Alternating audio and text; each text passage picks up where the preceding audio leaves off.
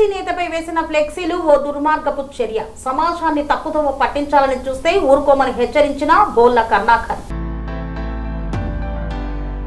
తెలంగాణ ఉద్యమ నాయకుడు, మల్కాజ్గిరి పార్లమెంటు సభ్యులు, బీజేపీ రాష్ట్ర ప్రముఖ నాయకులు ఈటల రాజేందర్ పై తప్పుడు ఆరోపణలు చేస్తూ ఫ్లెక్సీలు ఏర్పాటు చేయడం దుర్మార్గపు చర్య అని బీసీ సంఘ జేఏసీ రాష్ట్ర కన్వీనర్ బోల్ల కరుణాకర్ అన్నారు.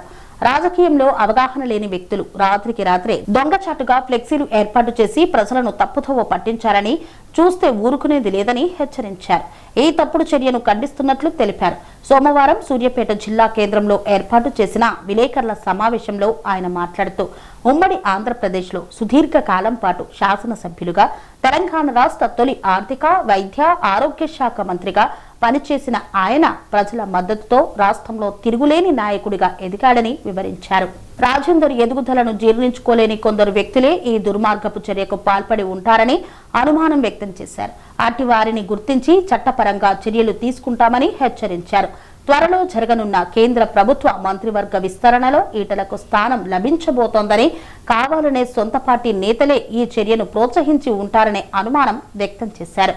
ఆయన జీవితం తెలంగాణ సమాజంలో ఓ తెరిచిన పుస్తకమని, ఆయనపై ఎన్ని ఆరోపణలు వచ్చినా ప్రజలు నమ్మే పరిస్థితి లేదన్నారు. ఇకనైనా వక్రబుద్ధి కలిగిన ఓ నాయకులారా మున్ముందు బీసీ బిడ్డలపై నిందారోపణలు చేస్తే సహించబోమని హెచ్చరించారు. ఈ సమావేశంలో బీసీ విద్యార్థి సంఘ రాష్ట్ర JAC chairman Veeraboina Lingaiah Yadav, BC సంఘ రాష్ట్ర నాయకులు ముద్దా భిక్షపతి యాదవ్ తదితరులు పాల్గొన్నారు.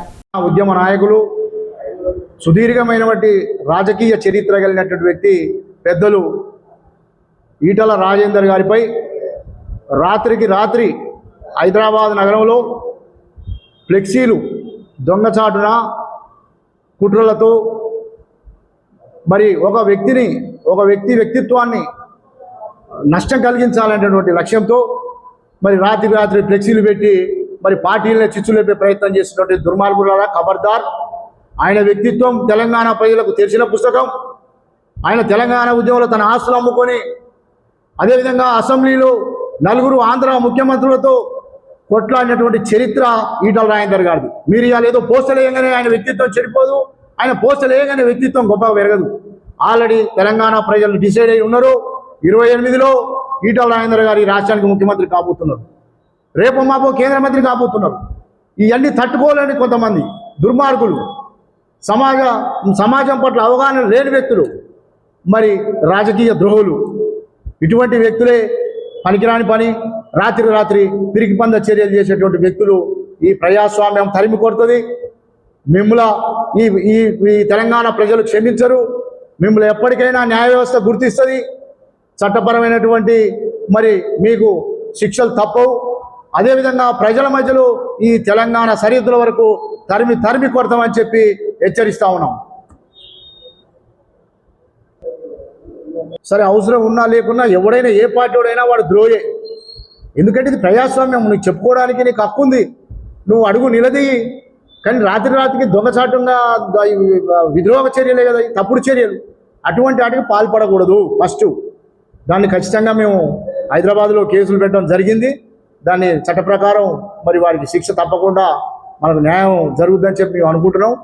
కానీ రాజకీయ ఎదుగుదల తట్టుకోలేనటువంటి వ్యక్తులు మాత్రమే చేసే పని ఎవరికి అవసరం ఉండదు. ప్రజలు చేసే పనే కాదు. విద్రోహ శక్తులు అంటాం దీన్ని సింపుల్గా. విద్రోహ శక్తులు వాళ్ళకు కూడా చెప్తున్నాం, హెచ్చరిస్తూ ఉన్నాం. ఈటల రాజేందర్ చరిత్ర మనం ఏదో చెప్తే తెలిసేది కాదు.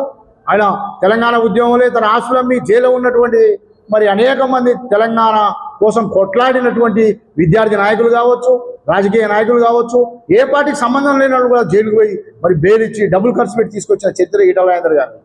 అదేవిధంగా శాసనసభలో మనం చూసినాం, రాజశేఖర రెడ్డి లాంటి అమాయమీలను ఎదిరించి నిలబడి తట్టుకొని మరి తెలంగాణను తీసుకొచ్చిన దాంట్లో మొదటి స్థానంలో ఉన్నటువంటి నాయకుడు ఈటల రాజేందర్ గారు.